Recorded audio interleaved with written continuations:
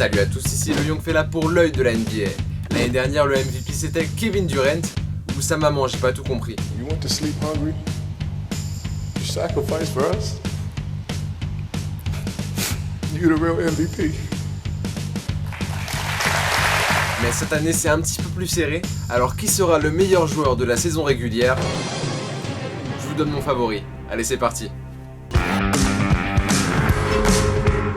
Bon, généralement la discussion autour du MVP est assez simple. Un joueur domine plus ou moins la ligue, et à la fin de la saison, on lui file le trophée.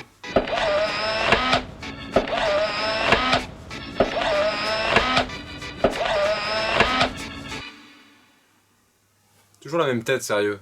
Faut le dire si ça te fait pas plaisir, LeBron. De toute façon, cette saison, LeBron James y paye cher le début difficile de Cleveland, qui a mis vachement de temps à se mettre dedans. Non, très peu de chances de le voir élu MVP à la fin de saison. Bon, même s'il a sorti quelques grosses perfs cette saison, on se dit qu'après tant d'années de règne, il peut bien laisser sa place à quelqu'un d'autre. Place à l'originalité. Même si on est tous d'accord pour dire que LeBron James est le meilleur joueur en activité, ce sera pas suffisant pour cette année.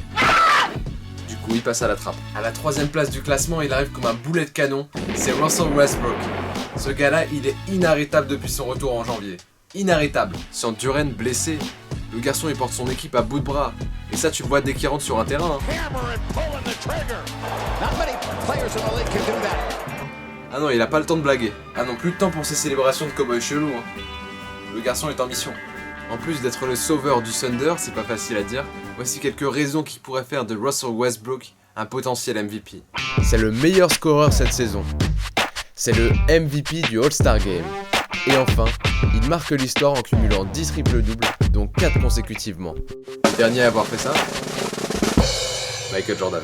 Mais Westbrook ne sera pas MVP, d'abord parce qu'il a échoué aux portes des playoffs au profit des Pelicans. Et puis parce qu'il y a 2 extraterrestres devant. C'est donc un duel.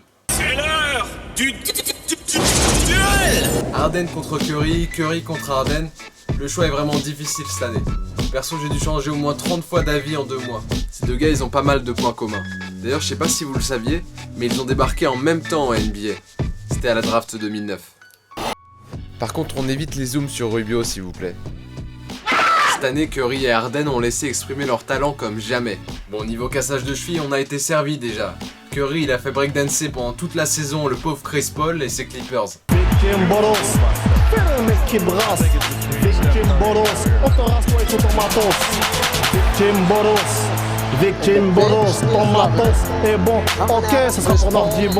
James Harden a lui aussi offert des cours particuliers de danse freestyle. On retiendra celui réservé à Ricky Rubio, notre beau gosse espagnol.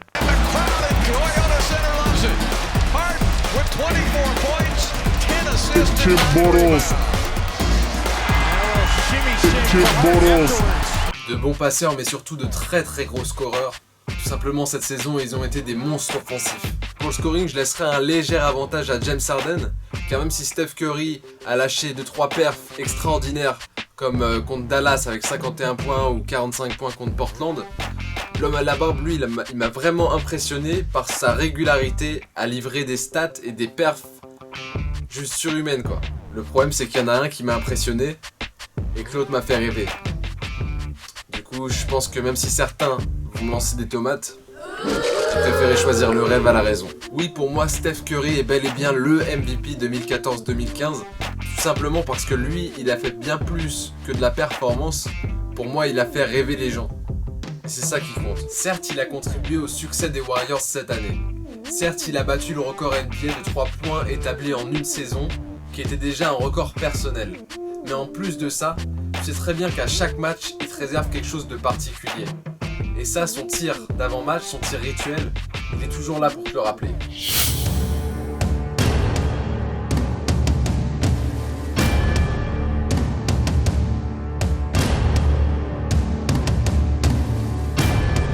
Et puis une fois qu'il est sur le terrain, il est tout simplement le joueur que tout le monde rêve d'être.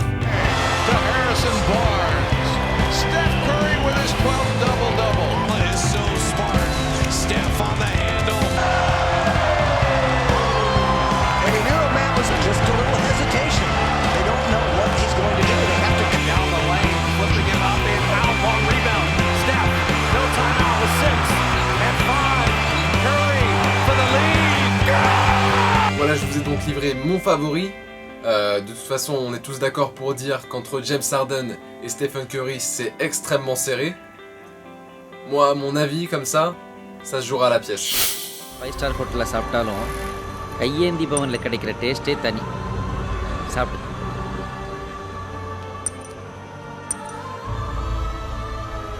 நீ பேசாமல் அமெரிக்காவுக்கே போயிடு சிவாஜி. இல்லை, இதான் என் ஊர். இதை விட்டுட்டு நான் எங்கடா போவேன்? இதுக்கு நல்லது செய்யாமல் விட மாட்டேன். எப்படி சிவாஜி? இந்த ₹1 வச்சுதான். பூ விழுந்தா பூ பாதை, தலை விழுந்தா சிங்கப்பாதை, என் பாதையை கடவுளோ தற்செயலோ இது தீர்மானிக்கட்டும்.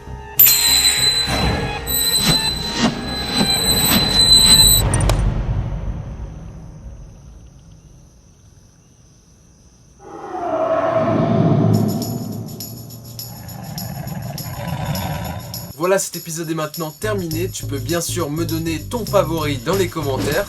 Tu peux également me suivre sur les réseaux sociaux Facebook et Twitter. Et puis bien sûr t'abonner. Allez, ciao.